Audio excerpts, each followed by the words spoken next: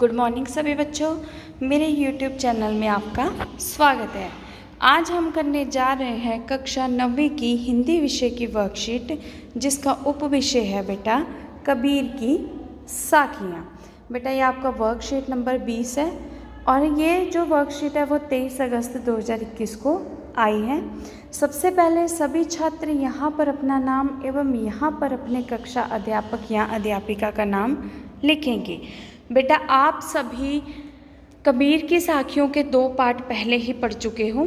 आज ये इसका एक और पाठ आया है, तो चलिए पढ़ते हैं इस वर्कशीट को। काबा फिरी काशी भैया रामी भैया रहीम, मोट चून मैदा भैया बैठी कबीरा जीम। तो बेटा इस दोहे का अर्थ क्या है?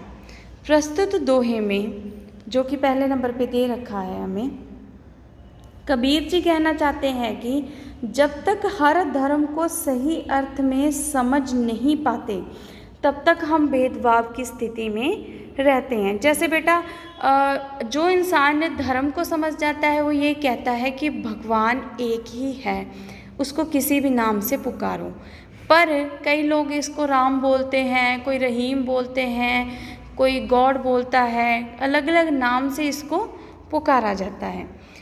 किंतु जब हमें धर्म का सच्चा ज्ञान हो जाता है तो फिर हमारे लिए काबा काशी हो जाता है।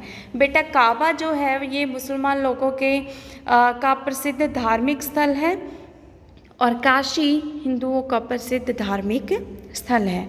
और राम रहीम हो जाते हैं। राम जो नाम लेते हैं वो हिंदू लेते हैं और रहीम नाम जो लेते हैं वो मुसलमान लेते हैं। फिर हमारे लिए इनमें कोई भेदभाव नहीं रह पाता।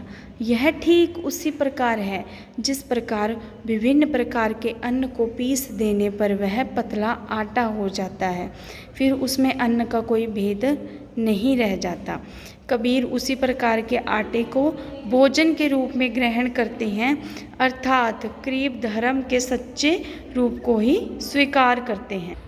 दूसरा बेटा जो आपको साखी दे रखी है वो है, ऊंचे कुल का जन्मिया जो करणी ऊंच न होए, सुरबन कलश सुरा बरा साधु निंदा सोए। तो चलिए बेटा इसका अर्थ भी जान लेते हैं।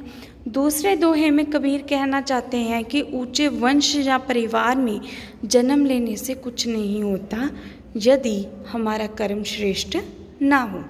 जिस प्रकार यदि सोने के कलश में शराब भरी हो तब भी जो सज्जन पुरुष है उसकी निंदा ही करेंगे, अर्थात उसका तिरस्कार ही करेंगे।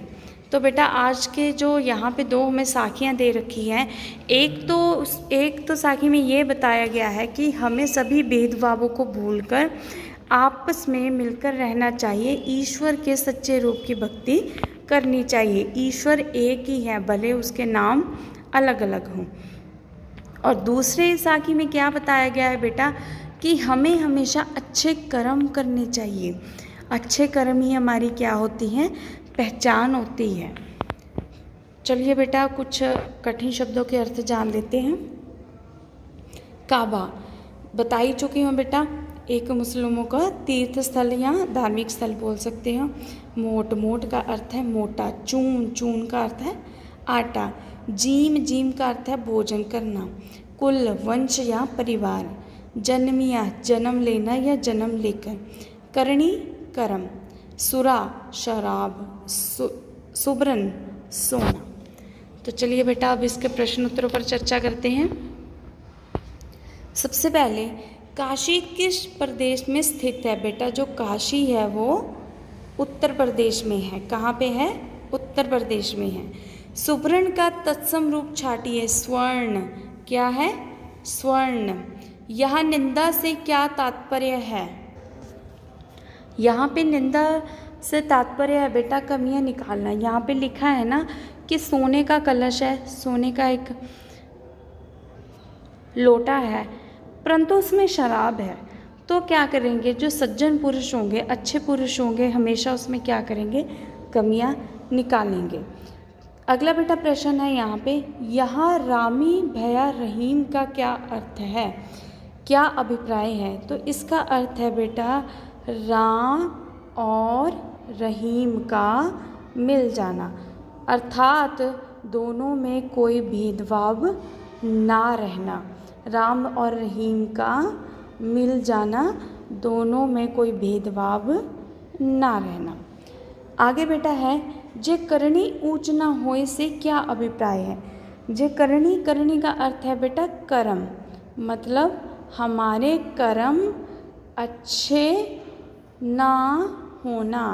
करनी ऊंच ना होए का क्या अर्थ है, हमारे कर्म अच्छे ना होना। अगला बेटा आपको एक गतिविधि दे रखी है, काबा और काशी दोनों तीर्थ स्थल हैं।